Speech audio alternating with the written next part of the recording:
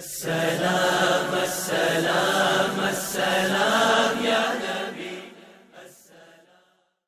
السلام علیکم ورحمۃ اللہ وبرکاتہ۔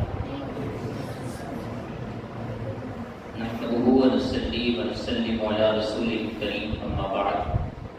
فاعوذ باللہ من الشیطان الرجیم، بسم اللہ الرحمن الرحیم۔ انما یرید اللہ لیذہب عنکم الرجس اہل البیت ویطہرکم تطہیرا۔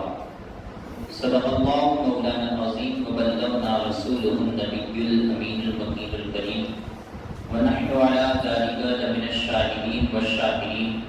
والمطمئنین والحمد للہ رب العالمین۔ آئیے نہایت ہی ادب اور احترام کے ساتھ ساری کائنات کے رہبر عقیدت میرے اور آپ کے پیارے آقا جناب احمد مجتبیٰ حضرت محمد مصطفیٰ صلی اللہ تعالی علیہ وسلم کی بارگاہ گوہر ناز میں اپنی غلامی کا ثبوت پیش کرتے ہوئے بآواز بلند ہدیہ درود پاک پیش کیجیے، پڑھیے اللہم صلی علی سیدنا و مولانا محمد وعلی آل سیدنا مولانا محمد وبارک وسلم۔ صلاۃ و سلام علیک یا رسول اللہ صلی اللہ تعالی علیہ وسلم۔ اللہ رب العزت کا نہایت ہی فضل و کرم اور اس کا احسان عظیم ہے کہ رب کریم نے مجھے اور آپ کو اپنے پیارے محبوب پاک صاحب دولت صلی اللہ تعالی علیہ وسلم کے پیارے نوازوں کا ذکر کرنے کے لیے یہاں پر حاضری کا شرف عطا فرمایا۔ اللہ رب العزت ہمارا یہاں پر بیٹھنا، سننا، سنانا اپنی بارگاہ میں قبول و مقبول فرمائے، اور رب کریم ہمیں دور جہان میں اس کا بہتر سے بہتر صلہ نصیب فرمائے، ہماری دنیاوی آفتوں مصیبتوں کو دور فرمائے، اور رب کریم ہمیں مصیبتوں سے چھٹکارا عطا فرمائے۔ اللہ رب العزت ہماری آنے والی زندگی کو بہترین بنائے اور آخرت کو سب سے بہترین بنائے۔ اعلیٰ حضرت کے بھائی حضرت حسن رضا خان فاضل بریلوی نے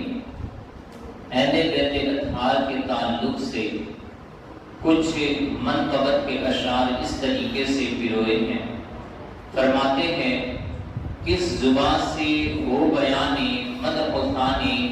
مدح خانے اہل بیت، کس زبان سے ہو بیانے ہو بیان مدح خانے اہل بیت، مدح گوئے مصطفیٰ نے مدح خانے اہل بیت، مدح گوئے مصطفیٰ نے مدح خانے اہل بیت۔ اور فرماتے ہیں، ان کی پاکی کا خدائے پاک کرتا ہے بیان، ان کی پاکی کا خدائے پاک کرتا ہے بیان، آئے تطہیر سے ظاہر ہے شان اہل بیت، آئے تطہیر سے ظاہر ہے شان اہل بیت۔ اور اس شعر پر خاص توجہ دیجیے گا، فرماتے ہیں، ان کے گھر بے اجازت جبرائیل بھی آتے نہیں، ان کے گھر بے اجازت جبرائیل بھی آتے نہیں، قدر والے جانتے ہیں قدر و شان اہل بیت، قدر والے جانتے ہیں عز و شان اہل بیت۔ اور پھر آگے ارشاد فرماتے ہیں کہ حوریں کرتی ہیں عروسان شہادت کا سنگار، حوریں کرتی ہیں عروسان شہادت کا سنگار، خوب رو دلہا بنا ہے ہر جوان اہل بیت، خوب رو دلہا بنا ہے ہر جوان اہل بیت۔ کس شقی کی ہے حکومت ہائے کیا اندھیر ہے، کس شقی کی ہے حکومت ہائے کیا اندھیر ہے، دن دہاڑے لٹ رہا ہے کاروان اہل بیت، دن دہاڑے لٹ رہا ہے کاروان اہل بیت۔ اور فرماتے ہیں، فاطمہ کے لاڈلے کا آخری دیدار ہے، فاطمہ کے لاڈلے کا آخری دیدار ہے، حشر کا ہنگامہ برپا ہے میان اہل بیت، حشر کا ہنگامہ برپا ہے میان اہل بیت۔ اور وقت رخصت کہہ رہا ہے خاک میں ملتا سہاگ، وقت رخصت کہہ رہا ہے خاک میں ملتا سہاگ، لو سلام آخری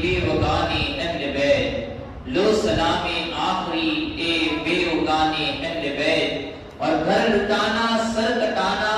کوئی تجھ سے سیکھ جائے، گھر لٹانا سر کٹانا کوئی تجھ سے سیکھ جائے، جانے عالم ہو فدا ایک خاندان اہل بیت، جانے عالم ہو فدا ایک خاندان اہل بیت، اور بے ادب گستاخ فرقے کو سنا دے اے حسن، بے ادب گستاخ فرقے کو سنا دے اے حسن، یوں بیان کرتے ہیں سنی داستان اہل بیت، یوں بیان کرتے ہیں سنی داستان اہل بیت۔ درود پاک پڑھی، اللہم صلی علی سیدنا و مولانا محمد وعلی آل سیدنا و مولانا محمد وبارک وسلم، صلاۃ و سلام علیک یا رسول اللہ صلی اللہ تعالی علیہ وسلم۔ اللہ رب العزت کلام مجید میں ارشاد فرماتا ہے، انما یرید اللہ لیذھب عنکم الرجس اہل البیت ویطہرکم تطہیرا، یعنی اللہ رب العزت نے اس آیت مبارکہ میں اپنے حبیب پاک صاحب دولت صلی اللہ تعالی علیہ وسلم کے خاندان والوں کی پاکی کو بیان فرمایا ہے۔ اب اس آیت مبارکہ میں بہت سے لوگ اس بات کا اختلاف بھی کرتے ہیں کہ اس آیت مبارکہ سے مراد کون لوگ ہیں۔ اب چونکہ ظاہری طور پر دیکھا جائے تو وہاں پر سورہ احزاب کے اندر یہ آیت مبارکہ جہاں ہے اس سے پہلے کا جو بیان ہے وہ ازواج مطہرات کے تعلق سے ہے، یعنی آقا اکرم صلی اللہ تعالی علیہ وسلم کی بیویوں کے تعلق سے ہے، ہماری ماؤں کے تعلق سے ہے۔ تو اس جملے کے اندر ہی اس آیت مبارکہ کو رکھا گیا ہے۔ تو بہت سارے مفسرین کرام اس بات کی طرف گئے ہیں کہ اس آیت مبارکہ سے اہل بیت اطہار سے مراد آقا اکرم صلی اللہ تعالی علیہ وسلم کی بیویاں ہیں، لیکن ہم اگر حدیث مبارکہ کی طرف آئے اور کلام مجید کی دوسری آیتوں کی تفسیر اور اسی آیت مبارکہ کی اور بھی جو تفسیر بزرگان دین اور مفسرین کرام نے کی ہیں، اگر ان تمام کو ملاحظہ کرے تو اس آیت مبارکہ سے آقا رحمت صلی اللہ علیہ وسلم کی بیٹی حضرت فاطمہ اور ان کے داماد اور اپنے بھائی حضرت علی رضی اللہ تعالیٰ عنہ اور حضرت امام حسن اور امام حسین رضی اللہ تعالیٰ عنہ کی ذات پاک یہ مراد لی جاتی ہے۔ جیسا کہ حدیث مبارکہ ہے کہ جب یہ آیت مبارکہ نازل ہوئی تو اس وقت آقا رحمت صلی اللہ تعالی علیہ وسلم اپنی بیٹی حضرت ماں فاطمہ الزہرا رضی اللہ تعالی عنہا کے گھر پر پہنچے اور وہاں سے حضرت امام حسن اور امام حسین کو لیا اور پھر اپنے گھر پر پہنچے، وہاں اپنی بیٹی کو بھی بلایا اور حضرت علی رضی اللہ تعالی عنہ کو بھی بلایا۔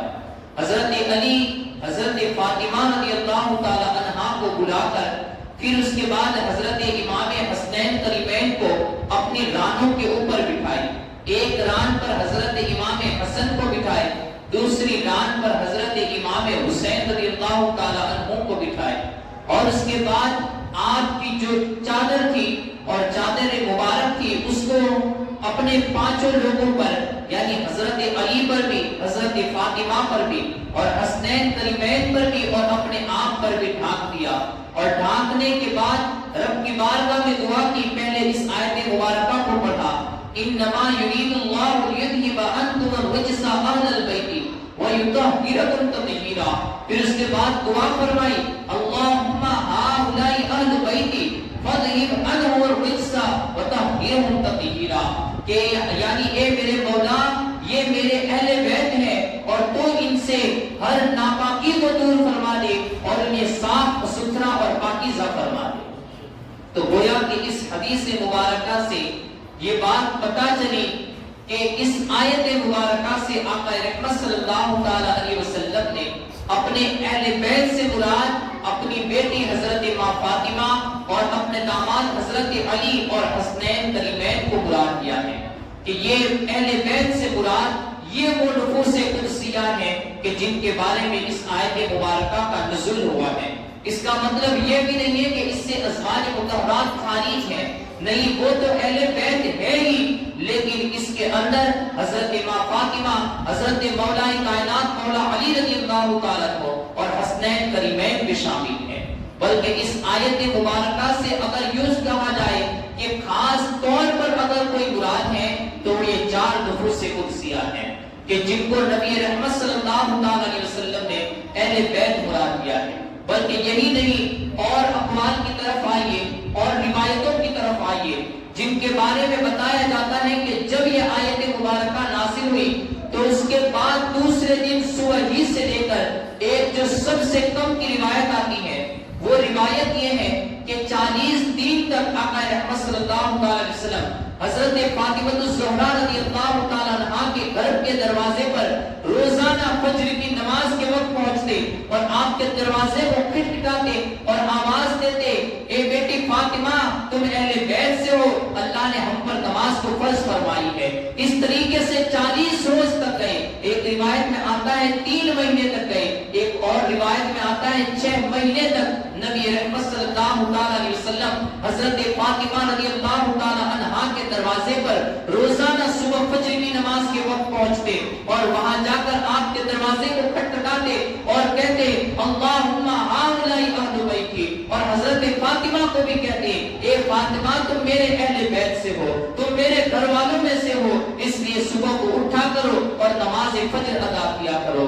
تو اس طریقے سے نبی رحمت صلی اللہ علیہ وسلم نے یہ عمل کر کے اپنے صحابہ کو، اپنی امت کو یہ دکھایا کہ دیکھو جو اہل بیت اور اس آیت مبارکہ سے کہ اللہ رب العزت جن کی پاکی کو بیان کرنا چاہ رہا ہے اور جن سے ہر رجس اور ناپاکی کو دور کرنا چاہ رہا ہے، وہ کوئی اور ذات نہیں ہے بلکہ وہ میری بیٹی فاطمہ کی ذات ہے، وہ مولا کائنات مولا علی رضی اللہ تعالیٰ عنہ کی ذات ہے، وہ حسنین کریمین کی ذات ہے، تاکہ کوئی ایک دن نہ سن سکے تو دوسرے دن دیکھ لے، دوسرے دن نہ دیکھ سکے تو کوئی اور دن دیکھ لے۔ نبی رحمت صلی اللہ علیہ وسلم نے 6 مہینے تک یہ عمل کیا اور لوگوں کو بتایا کہ میری اہل بیت سے مراد میرے یہ 4 نفوس قدسیہ ہیں۔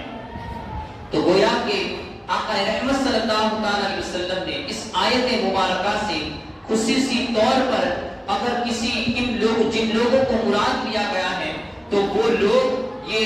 اہل بیت اطہار سے مراد حضرت ماں فاطمہ الزہرا رضی اللہ تعالیٰ عنہا ہے، حضرت مولا کائنات مولا علی رضی اللہ تعالیٰ عنہ ہے، حضرت حسنین کریمین رضوان اللہ تعالیٰ علیہم اجمعین، یہ تمام نفوس قدسیہ اہل بیت اطہار سے مراد ہیں۔ لیکن بسا اوقات جن کے دلوں میں کینہ پایا جاتا ہے وہ کسی بھی طریقے سے تعویلیں کرتے ہیں اور کہتے ہیں اللہ نے تو اپنے کلام میں ازواج مطہرات کو مراد کیا ہے، حالانکہ یہاں پر آقا رحمت صلی اللہ علیہ وسلم نے اپنے اہل بیت سے مراد اپنے نوازوں کو مراد کیا ہے، اپنی بیٹی کو مراد کیا ہے، حضرت مولا کائنات کو مراد کیا ہے۔ لیکن پھر بھی اگر کوئی کہے کہ نہیں اہل بیت سے مراد یہ صرف ازواج مطہرات ہی ہیں اور یہ تمام لوگ نہیں ہیں، تو آؤ پھر کلام مجید کی ایک اور آیت مبارکہ کو دیکھیں کہ جن کے اندر اللہ رب العزت نے صریح طور پر اپنے محبوب کے اہل بیت سے مراد حضرت فاطمہ اور حضرت علی اور حسنین کریمین کو مراد دیا ہے۔ جب آپ دیکھیے 3 پارے کے 14ویں رکوع کی آیت مبارکہ کہ جس میں رب کائنات نے ارشاد فرمایا فَقُلْ تَعَالَوْا نَدْعُوا أَبْنَاءَنَا وَأَبْنَاءَكُمْ وَنِسَاءَنَا وَنِسَاءَكُمْ وَأَنفُسَنَا وَأَنفُسَكُمْ ثُمَّ نَبْتَهِلْ فَنَجْعَلْ لَعْنَةَ اللَّهِ عَلَى الْكَاذِبِينَ۔ اب یہ آیت مبارکہ جس کو عاشقان رسول آیت مباہلہ بھی کہتے ہیں اور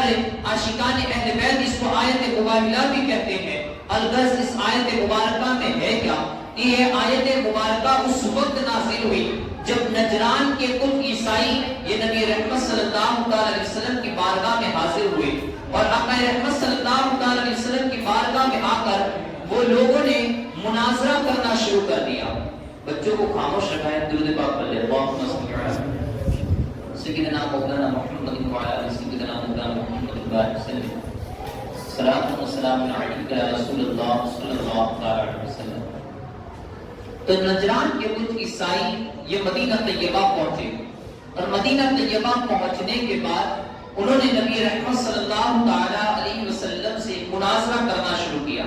انہیں پوچھا گیا، آقا رحمت صلی اللہ علیہ وسلم کی بارگاہ میں عرض کی اور ان لوگوں نے سوال کیا کہ آپ عیسیٰ علیہ السلام کے بارے میں کیا کہتے ہیں؟ آقا رحمت صلی اللہ علیہ وسلم نے ارشاد فرمایا کہ میرا عقیدہ یہ ہے اور ہمارے دین کا عقیدہ یہ ہے کہ عیسیٰ علیہ السلام اللہ کے بندے اور اس کے نبی، اس کے رسول ہیں، اور وہ کنواری پاک مریم سے پیدا کیے گئے ہیں. حضرت نبی رحمت صلی اللہ علیہ وسلم کی زبان مبارک سے جب عیسائیوں نے ان کلمات کو سنا کہ وہ حضرت عیسیٰ علیہ السلام کو اللہ کا بیٹا نہیں بلکہ اللہ کا بندہ مانتے ہیں، تو وہ غصے ہو گئے، ناراضگی کے عالم میں ہو گئے، اور پھر انہوں نے غصے کے عالم میں کہا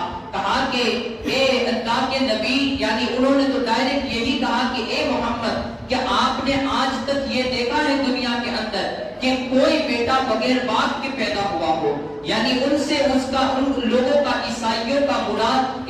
کی مراد یہ تھی کہ حضرت عیسیٰ علیہ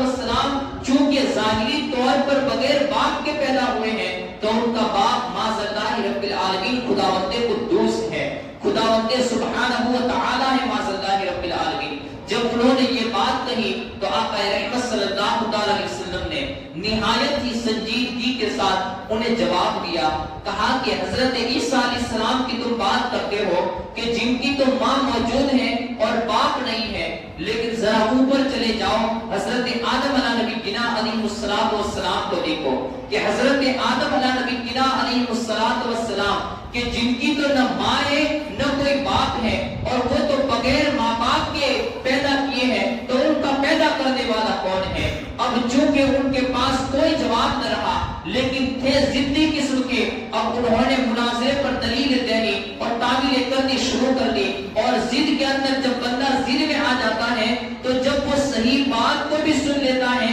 تو پھر بھی اسے تسلیم نہیں کرتا ہے، اس لیے کہ وہ ٹھان لیتا ہے کہ مجھے اس کی بات کو سمجھنا ہی نہیں ہے، مجھے اس کی بات کو ماننی نہیں ہے. جب انسان کے دل کے اندر کدورت ہوتی ہے اور بغض و عناد اور دشمنی پلتی ہے تو وہ حق کو بھی تسلیم نہیں کرتا ہے، صرف اس وجہ سے کہ اس کا جھکاؤ نہ ہو جائے، اس کی بات نیچے نہ پڑ جائے، اس کی ذات نیچے نہ گر جائے، اس وجہ سے وہ حق کو بھی تسلیم نہیں کرتا ہے. آپ دیکھیں ایک ایسا ہی لطیفہ ہے کہ بزرگان دین فرماتے ہیں کہ ایک بادشاہ تھا اور ہمارے اساتذہ کرام بھی اسلام کے طور پر اسے سنایا کرتے تھے. چونکہ ضد یہ بہت بڑی اور بہت بری چیز ہے کہ انسان جب ضد میں آ جاتا ہے تو وہ حق کے راستے سے بھٹک جاتا ہے، وہ سچائی کو تسلیم نہیں کرتا ہے، وہ حقانیت کا مخالف بن جاتا ہے. اس لیے ضد کبھی بھی نہ کرے. ہم اگر کوئی بات پر بحث کر رہے ہو یا کسی بات پر اختلاف ہو جائے اور سامنے والا اچھے انداز میں دلائل کے ساتھ اگر ہمیں وہ چیز سمجھا دے تو ہمیں اسے تسلیم کر لینی چاہیے. یہ نہیں کہ بغض و عناد کی وجہ سے کہ میں نے اگر اسے تسلیم کر لیا تو پھر میری ذات کا کیا ہوگا، میری انا اور میری انا کا کیا ہوگا کہ میں لوگوں کے سامنے رسوا ہو جاؤں گا. نہیں، جو حق کو تسلیم کر لیتے ہیں اللہ رب العزت انہیں عزت عطا فرماتا ہے. جو سچائی کو مان لیتے ہیں رب کریم ان کے مقام کو بلند و بالا فرماتا ہے. کہتے ہیں کہ ایک بادشاہ تھا، اس بادشاہ نے اپنے دربار میں ایک شرط لگا دی، کہا کہ ایک فلاں مسئلہ ہے، اگر کوئی مسئلہ یہ مجھے سمجھا دیتا ہے تو میں اپنی حکومت کا آدھا حصہ اس بندے کو دے دوں گا،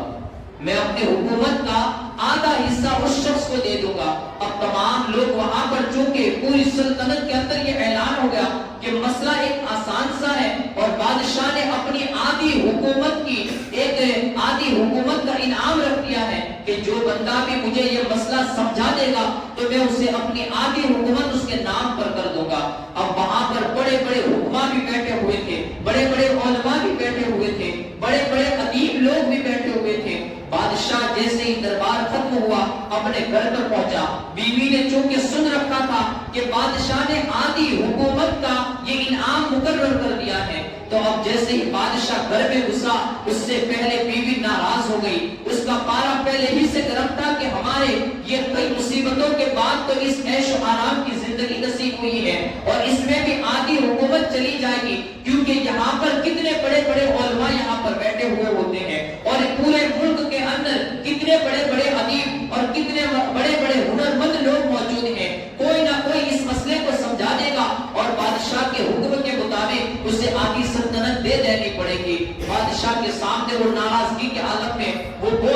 رہی تھی، بادشاہ کو ڈانٹتی جا رہی تھی، بادشاہ اس کے منہ چپ کرنے کا اور اس کے بند ہونے کا انتظار کر رہا تھا۔ جیسے ہی وہ خاموش ہوئی، بولتے بولتے تھک گئی، اس کے بعد بادشاہ نے کہا کہ بی بی ذرا پانی تو پلاؤ، میری بات تو تم نے سنی ہی نہیں ہے، بس اپنی ہی باتیں سناتی جا رہی ہو۔ آخرکار وہ جب خاموش ہوئی، بادشاہ کے سامنے کہا کہ کیا تم نے میرے سوال، بادشاہ نے اس کے سامنے کیا تم نے میرے سوال کو سنا نہیں تھا؟ کہا کہ تم نے کیا رکھا تھا اور کیا کہا تھا؟ کہا کہ میں نے یہ کہا تھا کہ جو یہ مسئلہ مجھے سمجھا دے گا میں اسے اپنی آدھی سلطنت عطا کر دوں گا۔ کہا کہ سمجھانے والا لاکھ مجھے سمجھائے گا لیکن میں سمجھوں گا ہی نہیں تو مجھے اپنی آدھی سلطنت دینی ہی کیسے پڑے گی؟ میں سمجھوں گا ہی نہیں۔ میں نے ٹھان لی ہے کہ سمجھانے والے چاہے کتنا بھی سمجھا دے، آخر میں مجھے تو یہی کہنا ہے کہ مجھے سمجھنا ہی نہیں، مجھے سمجھ میں ہی نہیں آئی ہے، تو مجھے تو اپنے وعدے سے کوئی بھی اور اپنے دعوے سے کوئی بھی پیچھے نہیں ہٹا سکتا۔ تو اسی طریقے سے وہ عیسائی بھی آئے تھے، نبی رحمت صلی اللہ علیہ وسلم کی بارگاہ میں آئے تھے۔ اب یہاں وہ آقا رحمت امام الانبیاء کی بارگاہ میں آئے، نبی مرسل، نبی آخر الزمان کی بارگاہ میں آئے، اور انہوں نے آ کر جب اپنے مسائل سامنے رکھے، نبی رحمت صلی اللہ علیہ وسلم نے ان کے تمام مسائل کا حل کر دیا، لیکن اس کے باوجود بھی چونکہ ان کے دلوں کے اندر بغض و عناد بھرا ہوا تھا، دشمنیاں بھری ہوئی تھی، انہوں نے یہی ٹھان لی تھی کہ ہمیں تو سمجھنا ہی نہیں ہے، ہمیں تو اپنے مذہب ہی پر اڑے رہنا ہے۔ اگر وہ ہماری مذہب کی تمام سچائیوں کو بھی بیان کر دے اور تمام عیبوں کو بھی بیان کر دے، لیکن اس کے باوجود بھی ہمیں سچائی کو تسلیم نہیں کرنا ہے، تو وہ بندے ضد کے بندے بن چکے تھے، وہ ضد میں آ چکے تھے اور ضد نے ان کی آخرت کو نقصان میں ڈال دیا۔ الغرض انہوں نے اس طریقے سے سوچ لیا۔ اب یہاں پر ایک اور بھی مسئلے کا حل ہو جاتا ہے۔ بسا اوقات ہم دیکھتے ہیں بہت سارے لوگ کہتے ہیں کہ ہم کلام مجید کی آیت مبارکہ پڑھ کر کسی کو سناتے ہیں، دلائل کلام مجید سے دیتے ہیں، حدیث مبارکہ سے بھی دیتے ہیں، لیکن اس کے باوجود بھی سامنے والا اسے تسلیم ہی نہیں کرتا ہے، تو پھر اس وقت ہمارے ذہن کے اندر وہ بادشاہ والی حکایت یہ ہونی چاہیے کہ ان لوگوں نے ہدایت کے راستے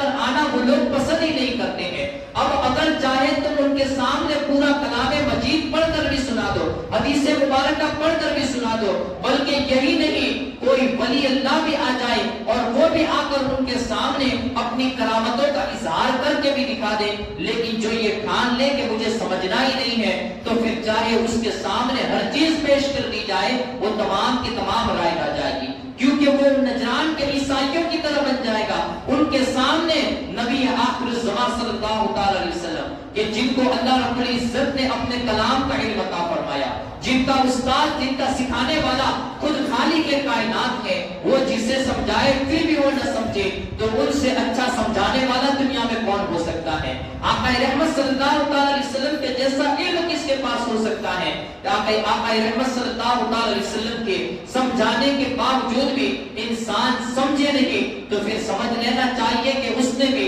وہی بادشاہ والی ٹھان لی ہے کہ مجھے تو کوئی کیسا بھی سمجھا دے لیکن سمجھنا ہی نہیں ہے۔ الغرض نجران کے عیسائیوں نے جب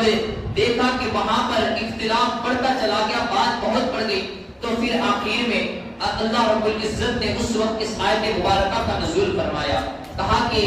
یا رسول اے میرے محبوب پاک صاحب الاولاد صلی اللہ علیہ وسلم، تعالوا ندعو ابناءنا و ابناکم، ان لوگوں کو دعوت دے دو، دعوت مباہلہ کی دے دو، اور ان سے کہو کہ ندعو ابناءنا و ابناکم، میں اپنے بیٹوں کے ساتھ حاضر ہوتا ہوں، تم اپنے بیٹوں کے ساتھ حاضر ہو جاؤ، وَنِسَاءَنَا وَنِسَاءَكُمْ، میں اپنی عورتوں کے ساتھ حاضر ہوتا ہوں، تم اپنی عورتوں کو لے کر آ جاؤ، وَأَنفُسَنَا وَأَنفُسَكُمْ، میں اپنی جانوں کے ساتھ حاضر ہوتا ہوں، تم اپنی جانوں کے ساتھ حاضر ہو جاؤ، فَنَبْتَهِلْ وَنَجْعَلْ لَعْنَتَ اللَّهِ عَلَى الْكَاذِبِينَ، اور اس کے بعد ہم اللہ کی بارگاہ میں گر گڑائیں اور رو رو کر دعا کریں کہ جھوٹوں پر اللہ کی لعنت ہو، تو ہم دونوں میں جو بھی جھوٹا ہوگا اللہ کی لعنتیں اس کے اوپر برستی ہوئی نظر آئے گی۔ اب جب انہوں نے نبی رحمت صلی اللہ علیہ وسلم نے آیت مباہلہ پڑھ کے سنائی اور پھر ان لوگوں کو چیلنج دے دیا گیا کہ ہم مباہلہ کریں گے، تو اب ان لوگوں نے ایک مہلت مانگی، کہا کہ آپ ہمیں کچھ وقت کی مہلت دیجیے، ہم جائیں اور ہمارے بڑوں سے مشورہ کر لیں، اور مشورہ کرنے کے بعد پھر ہم یہاں پر حاضر ہو جائیں گے اور ہم مباہلہ بھی کر لیں گے۔ ابھی تک تو مناظرہ تھا، اب دیکھیے کہ جو باطل ہوتا ہے وہ مناظرہ کرنے کے لیے، بحث و مباحثہ کرنے کے لیے تو وہ تیار ہو جاتا ہے، لیکن مباہلہ ایک ایسی چیز ہے جو باطل کبھی بھی اس کے لیے تیار نہیں ہوتا ہے۔ مباہلہ حق کو باطل کی ایک ایسی چمکتی ہوئی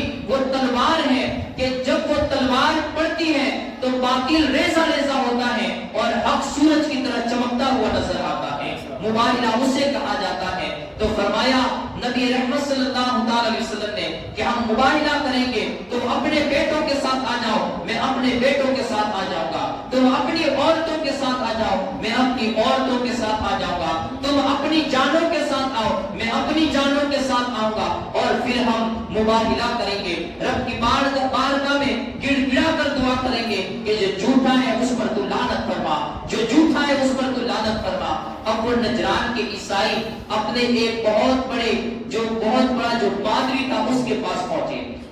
جس کا نام عقیب تھا اور اسے عبد المسیح کہا جاتا تھا۔ عبد المسیح کے پاس پہنچے اور کہا کہ ہمیں محمد رسول اللہ صلی اللہ علیہ وسلم نے یہ دعوت دی ہے۔ اب چونکہ وہ تو مسلمان تھے نہیں تو وہ صرف محمد کہتے تھے، لیکن ہم تعظیم کے طور پر ہمارے آقا و مولا کا نام صرف محمد تو کبھی نہیں لے سکتے، اس لیے کہ آقا رحمت صلی اللہ علیہ وسلم کو عام لوگوں کی طرف پکارنا یہ حرام ہے۔ جس طریقے سے ہم اپنے دوستوں کو پکارتے ہیں ایسے اپنے نبی کو، اپنے آقا کو نہیں پکار سکتے، یا تو انہیں یا رسول اللہ کہنا ہوگا یا نبی اللہ کہنا ہوگا جو صحابہ کرام نے ہمیں سکھایا ہے، یا محمد رسول اللہ صلی اللہ علیہ وسلم کی صدائیں لگانی ہوگی، درود شریف کے ساتھ آقا رحمت صلی اللہ علیہ وسلم کے نام کو پکارنا ہوگا۔ الغرض انہوں نے کہا کہ ہمیں محمد رسول اللہ صلی اللہ علیہ وسلم نے یہ دعوت دی ہے، دعوت مباہلہ دی ہے، اور ہم جا کر ان سے مباہلہ کریں یا نہ کریں۔ اب وہاں پر نجران کے 40 بڑے بڑے پادری یہ وہاں پر حاضر ہوئے تھے مدینہ طیبہ میں۔ اب وہاں ان کا جو سب سے بڑا پادری تھا جس کا نام عبد المسیح جس کو کہا جاتا تھا، اس کے پاس پہنچے۔ اس نے کہا کہ اے پادریوں اور اے عیسائیوں، تم لوگ جانتے ہو اور تم نے اپنی کتابوں میں بھی پڑھا ہے کہ یہی وہ نبی ہے جو نبی مرسل ہے، یہی وہ نبی ہے جو خاتم النبیین ہے، جن کے اوپر نبوت کا اللہ رب العزت نے دروازہ بند کر دیا ہے، اور یہی آخری نبی ہے، اور یہی وہ اللہ کے پیارے نبی ہے کہ جن پر نبوت ختم ہونی ہے۔ کہا تم لوگ یہ جانتے ہو اور اس کے باوجود بھی اگر تم اپنے مذہب کو ثابت کرنے کے لیے اگر ان سے مباہلہ کرو گے تو یاد رکھو کہ ہلاک کر دیے جاؤ گے۔ صرف تم ہی نہیں بلکہ تمام عیسائی دنیا یہ نیست نابود کر دی جائے گی۔ الغرض اس کے بعد وہ وہاں سے مشورہ کرنے کے بعد وہ آقا رحمت صلی اللہ علیہ وسلم کی طرف چلے تاکہ وہاں جا کر مباہلے کو رد کیا جائے اور معافی کو طلب کر لی جائے، لیکن جدھر اس طرف سے جیسے ہی وہ لوگ وہ 40 پادری اپنے بڑے پادری کے ساتھ عبد المسیح کے ساتھ آقا رحمت صلی اللہ علیہ وسلم کی بارگاہ کی طرف جا رہے تھے تو کیا دیکھتے ہیں کہ سامنے سے نبی آخر الزمان، امام الانبیاء، سلطان الانبیاء حضرت محمد رسول اللہ صلی اللہ علیہ وسلم اپنے بیٹوں کے ساتھ اپنے بھائی حضرت علی کے ساتھ اپنی بیٹی حضرت ماں فاطمہ الزہرا رضی اللہ تعالی عنہا کے ساتھ ایک میدان کی طرف آ رہے تھے۔ جب وہاں پر اس عبد المسیح نے ان چہروں کو دیکھا کہ آقا رحمت صلی اللہ علیہ وسلم کی ایک انگلی پکڑے ہوئے حضرت امام حسن چل رہے ہیں، آپ کے دائیں ہاتھ کے اندر حضرت امام حسین آپ کی گود میں موجود ہیں، اور پیچھے حضرت ماں فاطمہ الزہرا رضی اللہ تعالی عنہا اپنے سر پر چادر ڈالے ہوئے چل رہی ہے، اور ان کے پیچھے حضرت علی رضی اللہ تعالی عنہ یہ بھی چل رہے ہیں۔ ان 5 نفوس قدسیہ کو دیکھا، یعنی کہ گویا پنجتن پاک کو دیکھا۔ جب پنجتن پاک کو دیکھا تو وہ عبد المسیح اسی جگہ پر ٹھہر گیا، اس کے پاؤں تلے سے زمین کھسکنے لگی۔ اس نے کہا انی لارا وجوہا لو سعد اللہ ان یزید جبلا من مکانہ لازالہ۔ اس نے کہا اے عیسائیو اسی جگہ پر رک جاؤ، اس لیے کہ میں سامنے دیکھ رہا ہوں کہ مجھے ایسے چہرے نظر آ رہے ہیں اور ان چہروں کے اوپر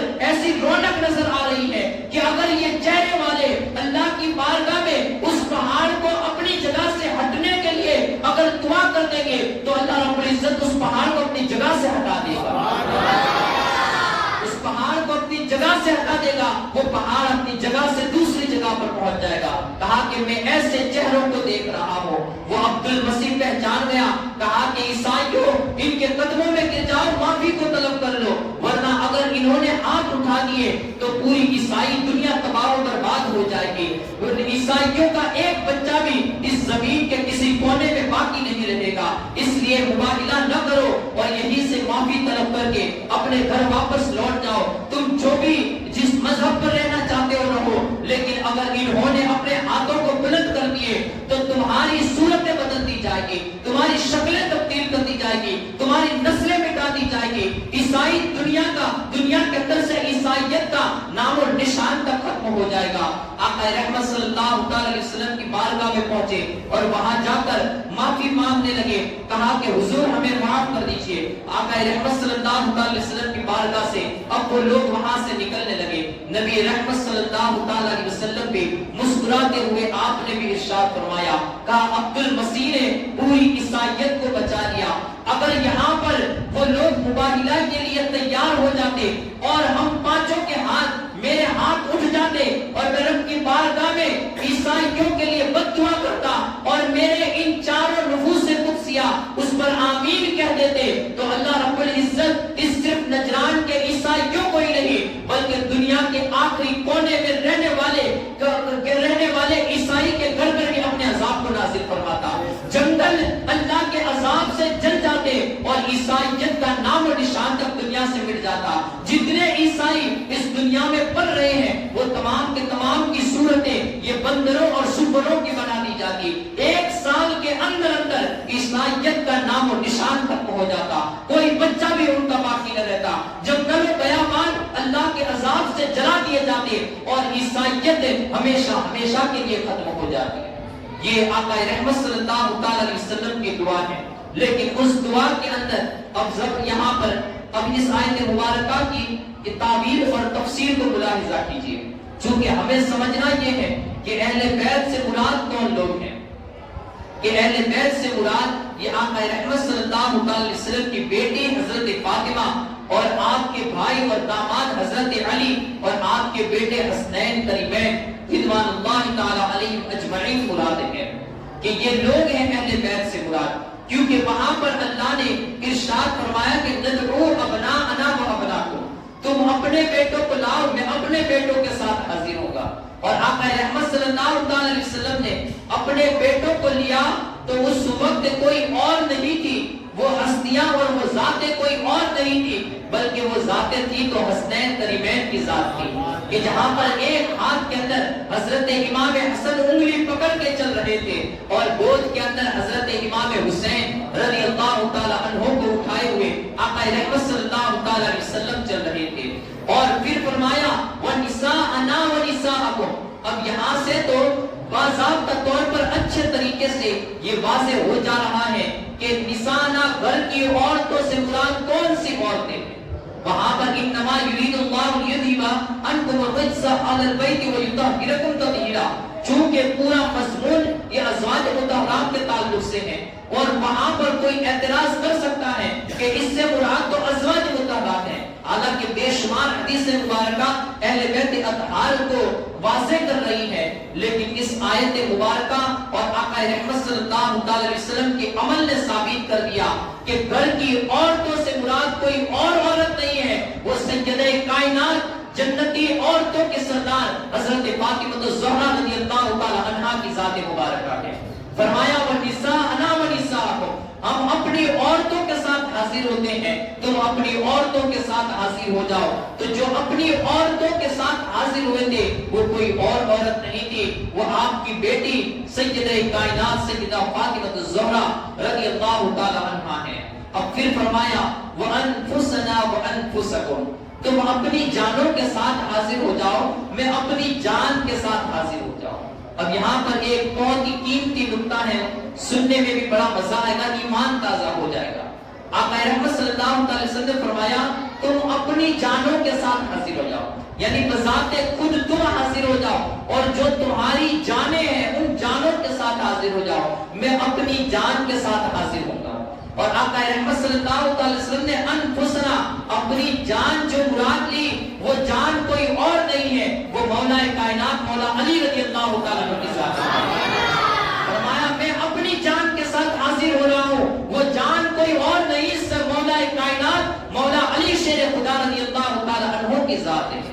تو آقا رحمت صلی اللہ علیہ وسلم نے حضرت علی کو یہ اپنی جان کہا ہے کہ یہ میری جان ہے، میں اپنی جان کے ساتھ مباہلے کے لیے حاضر ہوں گا۔ تو یہ آقا رحمت صلی اللہ علیہ وسلم کے وہ 5 نفوس قدسیہ ہیں۔ آقا رحمت صلی اللہ علیہ وسلم نے ارشاد فرمایا اگر یہ 4 میری دعا پر آمین کہہ دیتے تو اللہ رب العزت میری منہ سے نکلنے والے ہر لفظ کو پورا فرماتا اور عیسائیوں کا نام و نشان اس دنیا سے ختم ہو جاتا۔ تو گویا اس آیت مبارکہ سے واضح طور پر یہ بات پتہ چل گئی کہ اہل بیت اطہار سے مراد یہ حضرت علی کی ذات ہے، حضرت فاطمہ کی ذات ہے، حسنین کریمین کی ذات ہے، کیونکہ یہی وہ لوگ ہیں کہ آقا رحمت صلی اللہ علیہ وسلم مباہلے کے لیے ان کو اپنے ساتھ لے گئے۔ اب وہاں پر اس عبد المسیح کی بات کی طرف آ جائیے۔ عبد المسیح نے کہا تھا کہ میں ایسے چہروں کو دیکھ رہا ہوں کہ وہ ایسے چہرے ہیں کہ اگر اس وقت اپنے ہاتھوں کو اٹھا کر جس چیز کا بھی سوال اپنے رب کی بارگاہ میں کر دیں گے، رب کائنات ان کی دعاؤں کو پورا فرما دے گا، ان کے سوالوں کو پورا فرما دے گا۔ تو اس میں جو کہا تھا کہ انی لارا وجوہا، کہ میں ایسے چہروں کو دیکھ رہا ہوں۔ اب وہ چہرے کیا تھے، ذرا ان چہروں کو بھی ملاحظہ کر لیں۔ فرماتے ہیں کہ حضرت امام حسن رضی اللہ تعالیٰ عنہ یا آقا رحمت صلی اللہ علیہ وسلم کی انگلی پکڑ کے آپ کے آگے آگے چل رہے تھے، اور حضرت امام حسن رضی اللہ تعالیٰ عنہ کو اللہ رب العزت نے نبی رحمت صلی اللہ علیہ وسلم کے بالکل ہم شکل بنایا تھا۔ یہ آپ کا چہرہ مبارکہ یہ آقا رحمت صلی اللہ علیہ وسلم کے بالکل مشابہ تھا۔ تو گویا کہ یوں سمجھ لیجئے کہ ایک طرف بڑا چاند چل رہا تھا تو دوسری طرف اسی کا عکس چل رہا تھا۔ یوں سمجھیے کہ ایک بڑا عرض تھا اور اسی کے سامنے اسی کے سائے کے طور پر ایک چھوٹا عرض چل رہا تھا۔ آقا رحمت صلی اللہ علیہ وسلم کا اور حضرت مولا حسن رضی اللہ تعالی عنہ کا یہ بالکل آپ کی شکل و صورت یہ نبی رحمت صلی اللہ علیہ وسلم کے مشابہ تھی۔ اور پھر امام حسین رضی اللہ تعالی عنہ ان کے حسن کو دیکھیے، اللہ رب العزت نے حضرت امام حسین رضی اللہ تعالیٰ عنہ کو وہ حسن عطا فرمایا تھا۔ روایتوں میں آتا ہے کہ رب کریم نے ایسا حسن بے حساب عطا فرمایا تھا، ایسا حسن بے حساب کہ جب کبھی رات کی تاریکیوں میں کوئی قافلہ چلتا تھا اور ان کے پاس ان کے چراغ نہ ہوتے تھے یا پھر چراغ کے اندر سے تیل ختم ہو جاتا تھا، اور کبھی نوبت ایسی آ جاتی تھی کہ راستے کی تاریکی اور ظلمت یعنی اندھیرے کو دور کرنے کے لیے انہیں کوئی چیز بھی نصیب نہ ہوتی تھی، تو حضرت امام حسین رضی اللہ تعالیٰ عنہ کا چمکتا چہرہ یہ انہیں روشنی پہنچا دیتا تھا۔ اللہ عزت نے ایسا حسن بے مثال عطا فرمایا تھا کہ رات کی تاریکیوں کے اندر حضرت امام حسین رضی اللہ تعالیٰ عنہ کے حسن سے یہ اجالا ہو جایا کرتا تھا۔ اور ساتھ ہی ساتھ مولا کائنات حضرت مولا علی شیر خدا رضی اللہ تعالیٰ عنہ ان کو تو آقا رحمت صلی اللہ علیہ وسلم نے خود ہی یہ لقب عطا فرمائے، کرم اللہ وجہہ الکریم، اللہ رب العزت ان کے چہرے کو اور بزرگی عطا فرمائے، ان کے چہرے کو اور بزرگی عطا فرمائے۔ اب یہاں پر یہ بھی یاد رکھیے کہ یہ جو لقب دیا گیا تھا وہ لقب کس وقت دیا گیا تھا؟ حضرت علی رضی اللہ تعالیٰ عنہ کے پیدا ہونے سے پہلے اللہ کے رسول صلی اللہ علیہ وسلم نے اپنی نبوت کے اعلان کرنے سے پہلے حضرت مولا کائنات کو یہ لقب عطا فرمایا تھا کہ کرم اللہ وجہہ الکریم، اللہ اس کے چہرے کو بزرگی عطا فرمائے، اللہ ان کے چہرے کو اور بھی بزرگی عطا فرمائے۔ اب واقعہ کیا ہے؟ بزرگان دین فرماتے، روایتوں میں آتا ہے کہ جب حضرت علی رضی اللہ تعالیٰ عنہ اپنی ماں حضرت فاطمہ بنت اسد رضی اللہ تعالی عنہا کے شکم اطہر کے اندر تھے، تو اس وقت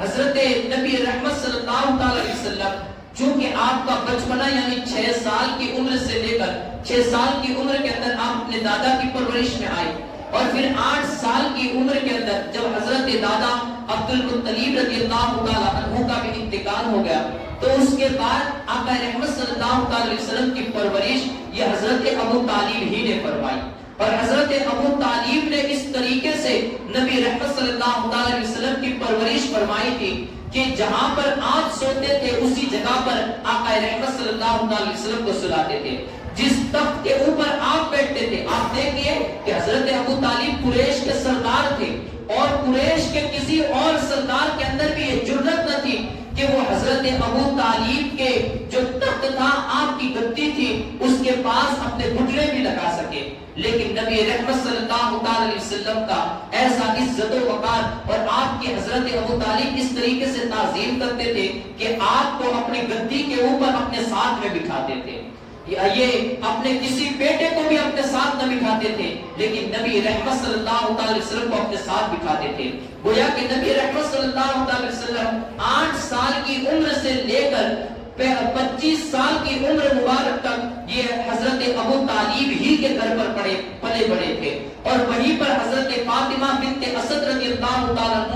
عنہا کے ہاتھوں کا پکایا ہوا کھانا ہی آپ کھاتے تھے۔ الغرض حضرت ابو طالب کے گھر نبی رحمت صلی اللہ علیہ وسلم کی پرورش ہوئی، اور وہیں پر آپ کا بچپنا بھی گزرا۔ کہتے ہیں کہ اتنی عمر تک، یعنی آپ کی 30 سال کی عمر ہونے تک کبھی بھی یہ معمول نہ تھا کہ آقا رحمت صلی اللہ علیہ وسلم جب اپنے چچا کے گھر جاتے تو حضرت فاطمہ بنت اسد رضی اللہ تعالی عنہا یہ آقا رحمت صلی اللہ علیہ وسلم کے استقبال کے لیے کھڑی ہو جاتی۔ پہلے کبھی ایسا معمول نہ تھا۔ نبی رحمت صلی اللہ علیہ وسلم کی وہ چچی تھی، اور ساتھ ہی ساتھ آقا رحمت صلی اللہ علیہ وسلم عمر میں بھی ان سے بڑے ہی چھوٹے تھے، اور پھر رشتہ بھی ایک ماں کا رشتہ بن چکا تھا، کیونکہ بچپن ہی سے انہوں نے ہی پالا تھا، انہوں نے ہی کھلایا تھا، انہوں نے ہی ہر چیز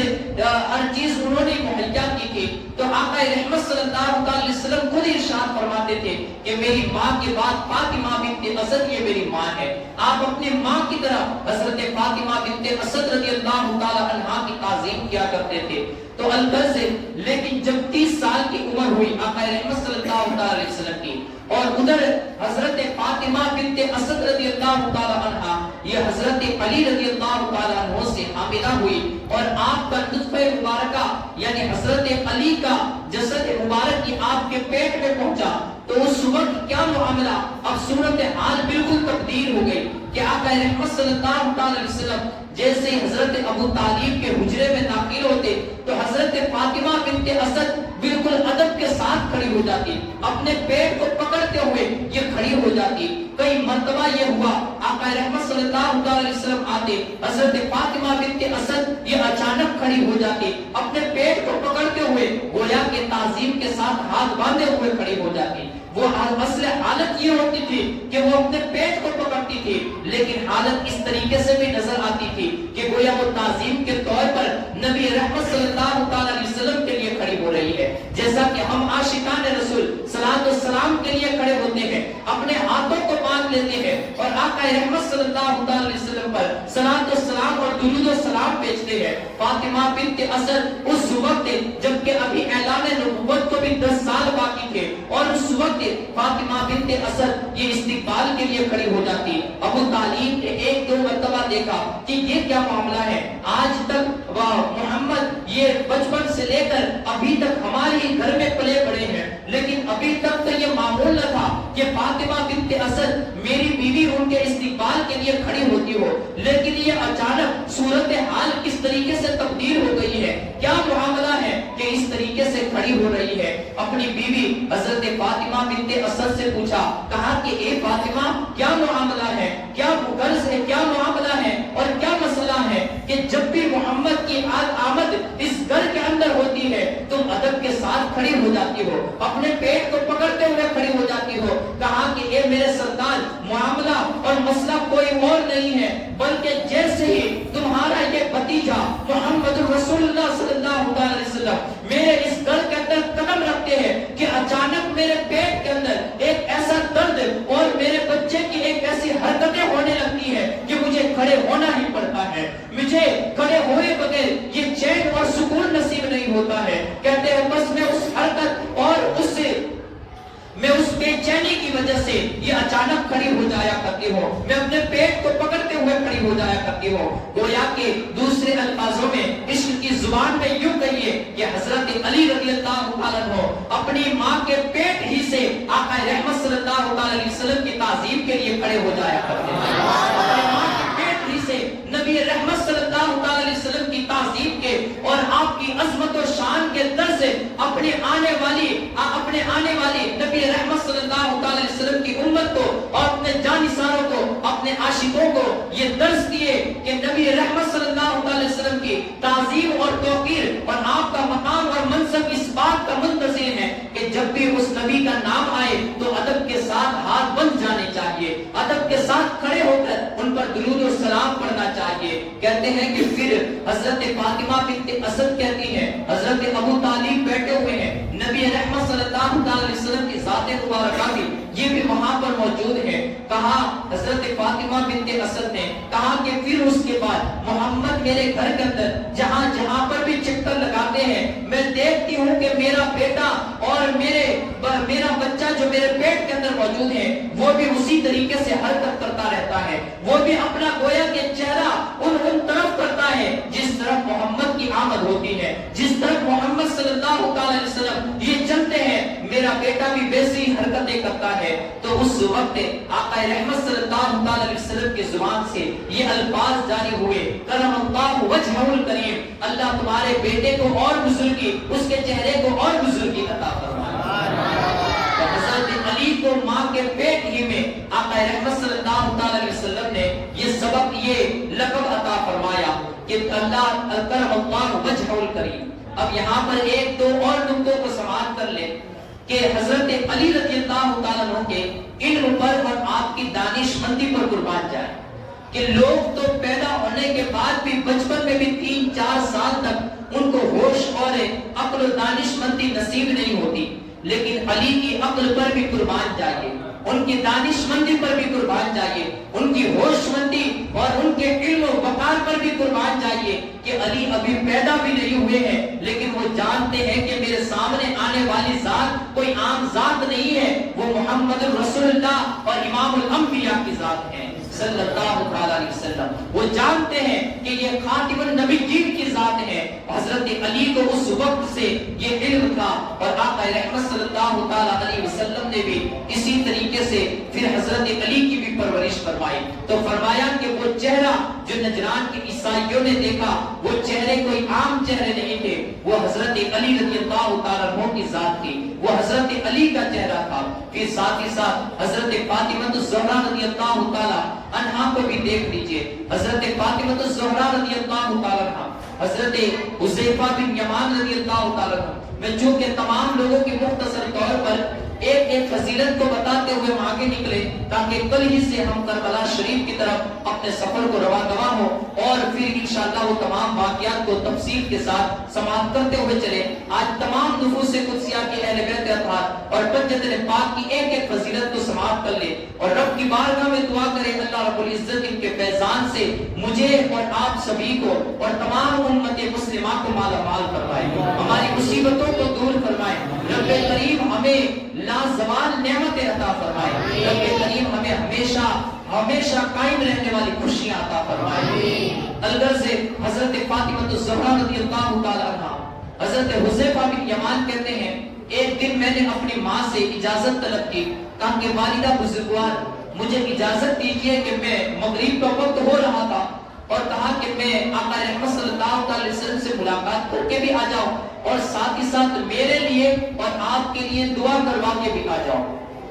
تو والدہ نے اجازت دے دی. حضرت حذیفہ بن یمان رضی اللہ تعالیٰ عنہ جب مسجد نبوی میں پہنچے تو کہتے ہیں میں مغرب کی نماز نبی رحمت صلی اللہ علیہ وسلم کے پیچھے ادا کی اور نماز ادا کرنے کے بعد پھر وہاں پر بیٹھا رہا اور نبی رحمت صلی اللہ علیہ وسلم یہ نوافل پڑھنے کے اندر لگ گئے. نوافل پڑھتے رہے اور میں بھی انتظار کرتا رہا اور ایسے ہی بیٹھا رہا یہاں تک کہ آقا رحمت صلی اللہ علیہ وسلم نے نوافل کو ختم فرمائی اور اس کے بعد جلد قدم کے ساتھ اپنے گھر کی طرف جانے لگے. جیسے ہی اپنے قدموں کی اپنے جلد بازی کے ساتھ تیز رفتار کے ساتھ اپنے گھر کے حجرے کی طرف جا رہے تھے, اپنے حجرے کی طرف, کہ اچانک میں بھی پیچھے کی طرف چل پڑا کہ کہیں ایسا نہ ہو کہ حجرے کے اندر داخل ہو جائے تو میرا مقصد ادھورا نہ رہ جائے. تو حضرت حذیفہ بن یمان کہتے ہیں میں بھی تیز قدموں کے ساتھ نبی پاک صلی اللہ علیہ وسلم کے پیچھے اپنے قدموں کو بڑھانے لگا. جیسے آگے پہنچنے لگا کہ اچانک وہ بددعا والے چہرے، وہ آقا رحمت صلی اللہ علیہ وسلم جو دلوں کی بھی خبریں جانتے ہیں، جنہیں رب نے علم غیب عطا فرمایا ہے، جو دیوار کے پیچھے کیا ہے اس کو بھی وہ بغیر دیکھے جان لیا کرتے ہیں، وہ نبی مرسل صلی اللہ علیہ وسلم نے وہیں سے سوال کیا من ھذا، میرے پیچھے کون چلا آ رہا ہے؟ حذیفہ بن یمان، حذیفہ بن یمان، کیا وہ حذیفہ ابن یمان ہے؟ چہرہ آگے کی طرف ہے اور خبر پیچھے کی دے رہے ہیں. پہلے پوچھا من ھذی، من ھذا، یہ میرے پیچھے کون آ رہا ہے؟ پھر خود ہی سامنے سے جواب دے رہے ہیں حذیفہ بن یمان، کیا حذیفہ بن یمان میرے پیچھے چلا آ رہا ہے؟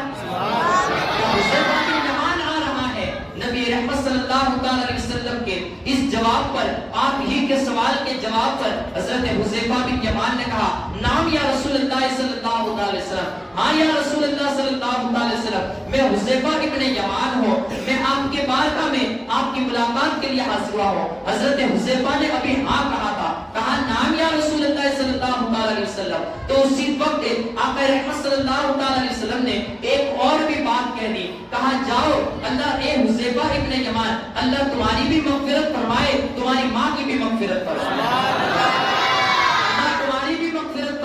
تمہاری ماں کی بھی مغفرت فرمائے. حضرت حذیفہ بن یمان کی بارگاہ میں پھر یہ کہتے ہوئے آقا رحمت صلی اللہ علیہ وسلم نے یہ دعا دیتے ہوئے پھر ارشاد فرمایا اے حذیفہ کس وجہ سے آئے ہو؟ کہا حضور جس وجہ سے آیا تھا وہ وجہ تو بیان کرنے سے پہلے ہی پوری ہو چکی ہے.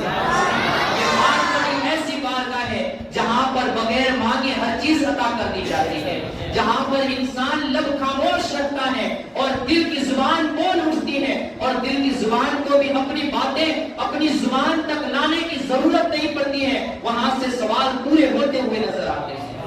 تو یہ بارگاہ نبی رحمت صلی اللہ علیہ وسلم کی بارگاہ ہے. پھر حذیفہ بن یمان کو اپنے قریب کیا، کہا حذیفہ ایک بات بتاؤ، کہا ایک فرشتہ آج آیا ہے، اللہ نے اسے بھیجا ہے، وہ ایسا فرشتہ ہے کہ آج سے پہلے کبھی بھی اس زمین پر نہیں آیا تھا،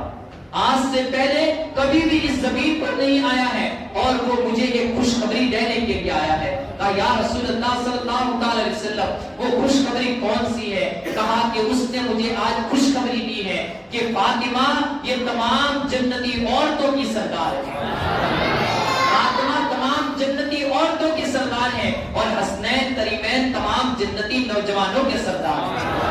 حسنین قریبین تمام جنتی نوجوانوں کے سردار ہے. کہا بس اسی فرشتے سے ملاقات کرنی ہے، وہ میرے حجرے میں ہے، مجھے اس سے ملاقات کرنی ہے، اسی وجہ سے اس تیز رفتاری کے ساتھ میں جا رہا ہوں. الغرض یہ حضرت حذیفہ بن یمان کی روایت سے ہمیں یہ پتا چلا کہ وہ عورت جو نجران کے عیسائیوں کے سامنے جو پاک ہستی مباہلے کے طور پر آقا رحمت صلی اللہ علیہ وسلم نے منتخب فرمائی تھی، وہ کوئی عام ہستی نہیں، وہ کوئی عام ذات نہیں ہے، بلکہ جنت میں رہنے والی حضرت ماں حوا رضی اللہ تعالی عنہا سے لے کر جتنی بھی عورتیں ہوں گی ان تمام عورتوں کی سردار حضرت ماں فاطمہ الزہرا رضی اللہ تعالی عنہا ہے. کہ حضرت ماں فاطمہ الزہرا رضی اللہ تعالی عنہا کی ذات مقدسہ ہے کہ رب نے جنہیں اتنی فضیلت عطا فرمائی ہے کہ اگر وہ کسی دعا پر آمین کہہ دے تو اللہ رب العزت ان دعاؤں کو پورا کروا لے. انشاءاللہ العزیز ہمیں بھی انہی منجدن پاک سے امید ہے، ہم بھی اپنی دعاؤں کو ان کے وسیلے سے رب کی بارگاہ میں پہنچائیں گے. رب کریم ضرور بھی ضرور ہماری دعاؤں کو قبول فرمائے گا، ہماری تمناؤں اور منتوں کو پورا فرمائے گا. ہمیں کسی اور دربار کا دروازہ کھٹکھٹانے کی ضرورت نہیں ہوگی. رب کریم ان 5 نفوس قدسیہ کی بدولت ہماری بگڑیوں کو بنائے گا. اللہ رب العزت ہمیں خوشحالی عطا فرمائے گا. اگر کسی کو رزق کی تنگی ہے اس کی رزق کی تنگی انہی دربار سے دور ہوتی ہوئی نظر آئے گی. ان کے ساتھ اپنی نسبتوں کو مکمل بنائے، اپنی نسبتوں کو پکی بنائے. انشاءاللہ العزیز پھر آپ دیکھیں گے کہ فائدے رب کتنے پہنچاتا ہے. اس لیے کہ یہ وہ در ہے اور یہاں پر بلکہ بڑے بڑے بزرگوں نے ان دروں سے اپنی نسبتوں کو اس انداز سے قائم کیا ہے، کیونکہ ان سے ڈائریکٹ نسبتیں ہونا یہ تو بڑے اونچے کمال کی بات ہے، بلکہ انہوں نے تو ان کے دروں پر ان کے والے جو کتے ہوتے ہیں ان سے بھی اپنی نسبتیں قائم رکھنا، اس کو بھی فخر سمجھا ہے۔ بلکہ یہ تو وہ 5 رکوع سے کرسیاں جنہوں نے آقا رحمت صلی اللہ علیہ وسلم کی بارگاہ سے تربیت حاصل کی اور جن کو ڈائریکٹ آقا رحمت صلی اللہ علیہ وسلم کی نسبت حاصل ہے، بلکہ آپ آ جائیے ایک اور بارگاہ میں، ایک اور بغداد کی سرزمین پر جہاں پر نبی رحمت صلی اللہ علیہ وسلم کے بیٹوں کے بیٹے، بیٹوں کے بیٹے، بلکہ پوتوں کے پوتوں کی طرف حضرت شیخ عبد القادر جیلانی رضی اللہ تعالیٰ عنہ کے دربار میں آ جائیے، اور آ جائیے پھر بریلی شریف کی سرزمین پر، اور وہاں سے مجدد اعظم پکار کر کہتے ہیں تجھ سے در سے سگ سے ہے مجھ کو نسبت۔ اب یہاں پر پنجتن پاک کی طرف بھی نسبت نہیں ہے، بلکہ حضور غوث پاک کی طرف نسبت کر رہے ہیں، فرما رہے ہیں تجھ سے در، یعنی یا غوث اعظم دستگیر، آپ کا جو گھر ہے اس گھر سے جو نسبت دروازے کو ہے، پھر دروازے سے بھی مجھ کو نسبت نہیں ہے، بلکہ اس دروازے سے فرماتے ہیں کہ اس دروازے کے باہر جو ایک بار کتا بیٹھا رہتا ہے، فرماتے ہیں تجھ سے در سے سگ، وہ دروازے سے جس کتے کو نسبت ہے اس کتے سے مجھے نسبت ہے، اس کتے سے مجھے نسبت ہے، تجھ سے در سے سگ اور سب سے ہے مجھ کو نسبت، میری قدر میں بھی ہے دور کا دورہ تیرا۔ تو فرماتے ہیں کہ مجھے اس کتے سے بھی نسبت ہو جائے تو مجدد اعظم وقت کا اتنا بڑا امام بھی یہ اس نسبت پر بھی فخر کرتا ہے۔ اللہ رب العزت ہمیں بھی ایسی نسبتیں عطا فرمائے اور اس کو ہی انہی نسبتوں کو ہمیشہ ہمیشہ قائم و دائم فرمائے۔ ایسے اہل بیت اطہار کی بہت ساری ایسی حدیث مبارکہ میں فضائل بیان کیے گئے ہیں کہ ان روایتوں کو پڑھتے ہوئے چلے تو ہمارے 10 دن یہ اہل بیت اطہار کے فضائل کو بیان کرتے ہی گزر جا سکتے ہیں۔ اللہ رب العزت نے اپنے نبی کے اہل خانہ کو ایسی فضائل عطا فرمائی ہے۔ اللہ رب العزت ہمیں ان کے فیضان سے مالا مال فرمائے اور رب کریم ہمارے گناہوں کو معاف فرمائے اور ہمیں آخرت سنوارنے کی توفیق عطا فرمائے۔ اللہ رب العزت ہمیں ایمانی زندگی عطا فرمائے، ایمانی موت نصیب فرمائے۔ وآخر دعوانا الحمدللہ رب العالمین۔ السلام علیکم۔